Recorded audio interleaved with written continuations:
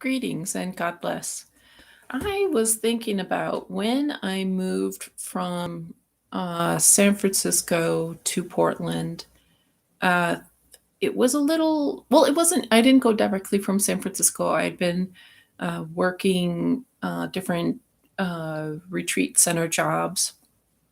So I'd been at like a yoga center, meditation center, where people came to do a work exchange or people traveled to do a learning immersion experience.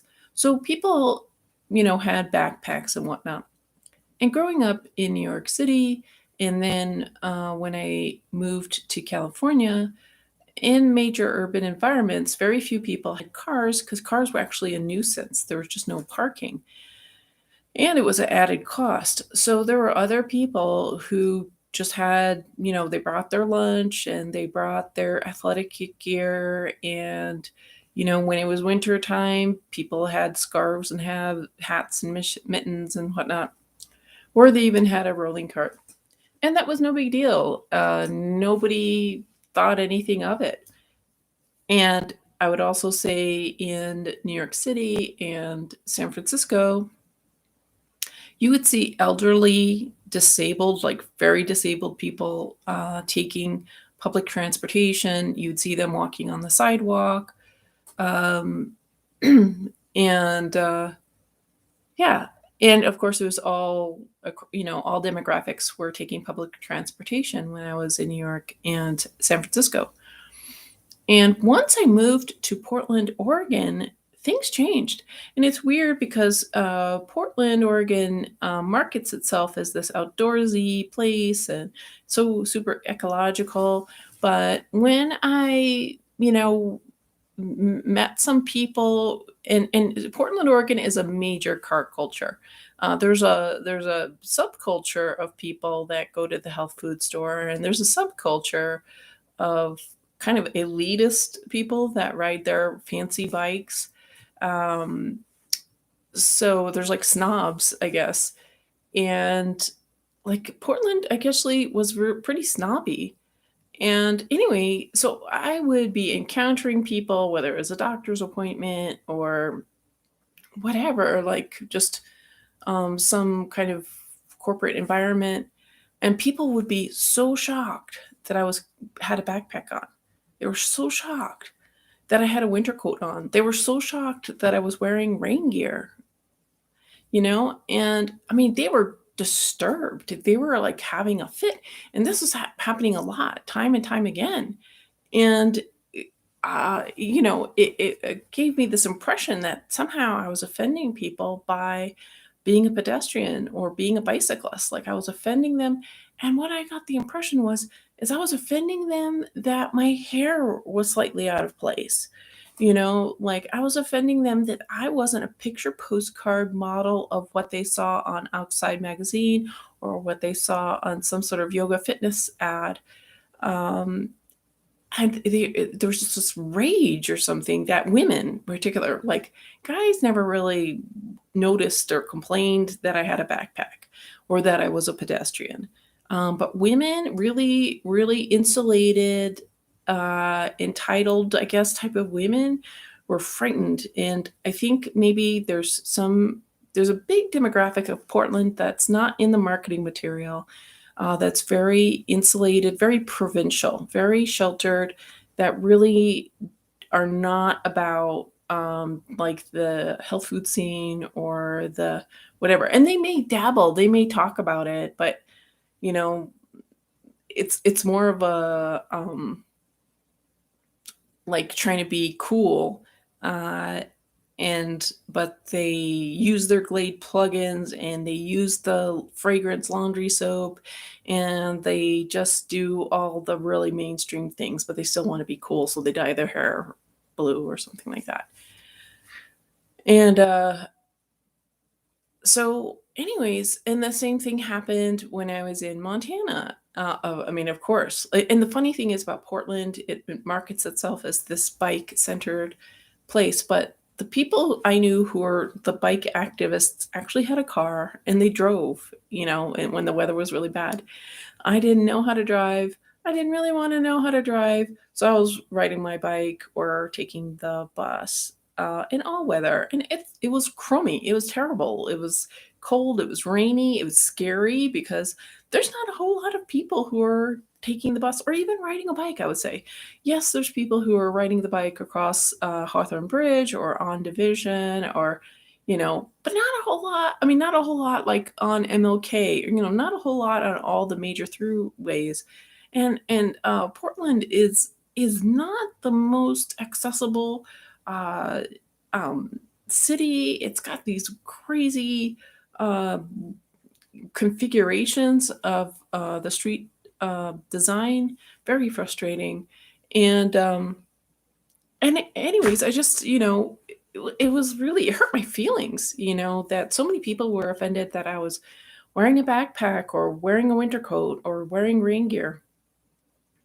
And so I started, I don't know, like it just upset me, and it was weird. And then similar things happen in Montana, like cuz everybody in Montana, I mean nobody walks. I mean it's like it's really creepy, the inland, I mean not just the inland, I'm not even talking about the interior. It's like outside of major cities, San Francisco and New York, for instance, a lot of people uh, just are afraid to be out, afraid to walk.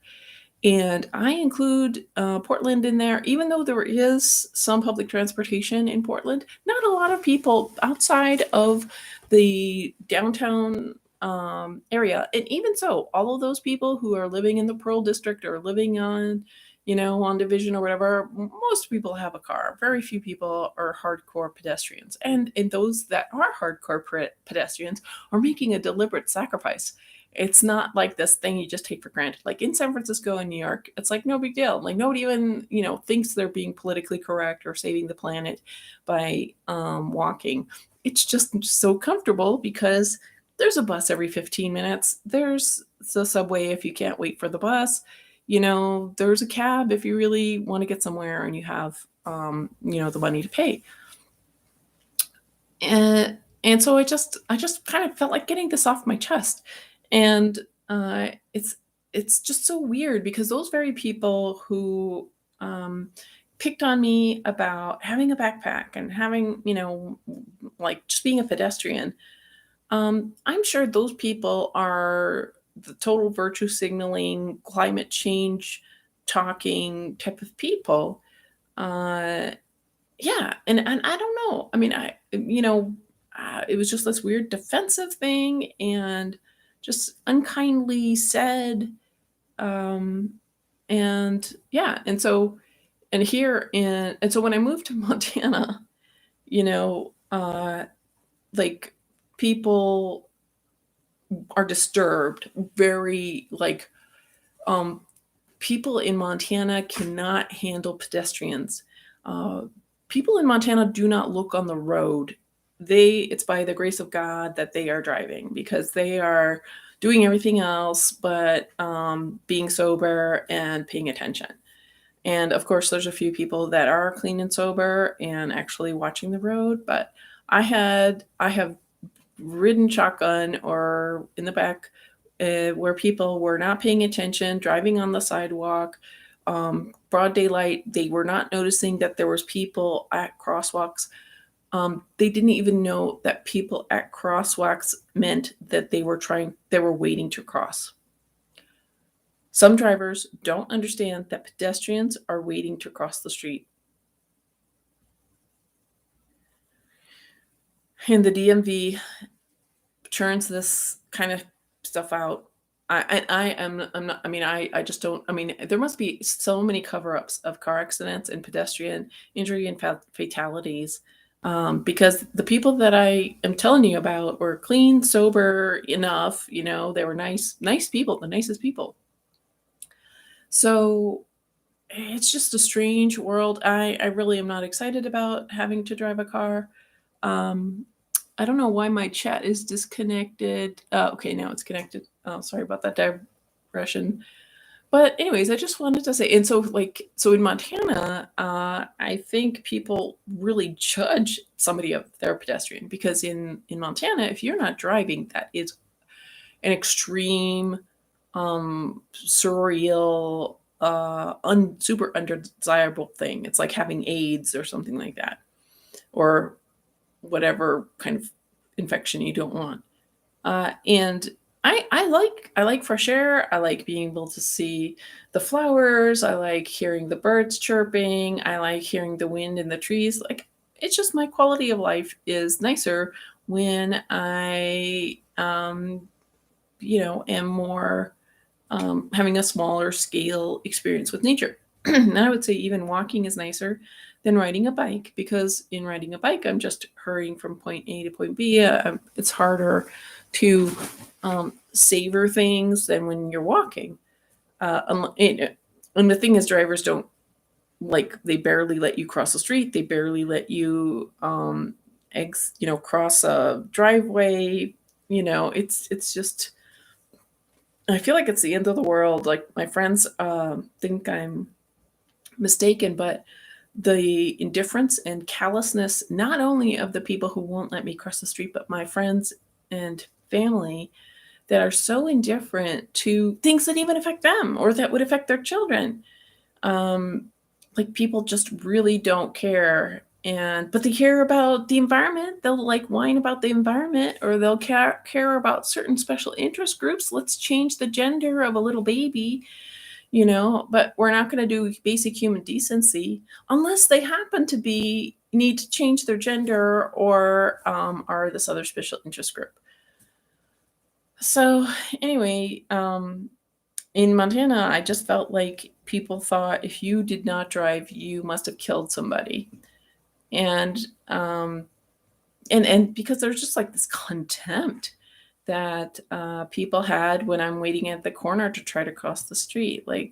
And I found this also, in when I was in Virginia, in Norfolk, and I'd be trying to cross. I mean, people would be turning their, so I'm trying to cross. I'm where you are, and they're like, they're not even looking in front as they're cutting me off. It's like, what is this realm I'm in? I just, it's so painful to be on Earth. And anyway, I just wanted to share about that. And if you're a driver and you see a pedestrian, it could be that that person likes to walk. They're not there. They could be just a nice enough person. And even if somebody's a jerky person, even if somebody has lost their license, let them cross the street. Like, if it's their light, like, try to have some decency. And, I know you're impatient. I know you're bored. I know you've got a panic attack. You've got things to do. Your wife's having a baby. But really, waiting 5 milliseconds, is that really? Do you have to do that all the time at every interval for all of all of time until the end? I recommend, if you can't, if you're encountering a pedestrian, like the last few places I've lived, there's no disabled people, there's no blind people, there's no elderly people on the sidewalk taking public transportation. When I was in Montana, uh, when I'm here in South Dakota, for sure. I mean, nobody even takes. I mean, there's like 3 people that take public transportation here, and maybe 5 were taking it in Montana. And of course, I'm exaggerating, but the thing is, buses in the interiors, like, once an hour, stops at 5 o'clock. It's absolutely ridiculous. There's no bus shelters in these places, Montana and South Dakota. Some of the worst weather, like crazy changing weather. And the thing is, drivers here, or elsewhere, they're just like, oh, it's 20 below and icy, and I'm all comfortable in my car, and you're all bundled up. Let me cut you off. How dare you interrupt me? I'm here in my comfy car and cozy whatever, but you know you must be a bad person because you're a pedestrian. That's the impression that I get here. So I keep getting a message that the chat is disconnected, and I'm not trying. I want the chat to be open. So if anybody's watching and trying to chat, I don't know why it's saying that YouTube is saying that the chat is disconnected. But anyways, I just wanted to get that off my chest. It's unfortunate that drivers are kind of psychotic and inhumane, and maybe it's like invasion of the body snatchers. They're not even human anymore. I don't know. Because what is the logic when you drive on the sidewalk, when you actually kill people? Like when I was in Montana, somebody killed two people on the sidewalk because she just lost track, and it was okay.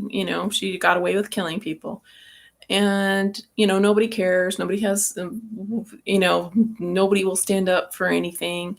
And this is true. Like some people are going to say, "Oh, well, that's not true." Oh no, no, like you know, I mean, people are murdered all the time, and there's evidence, and it goes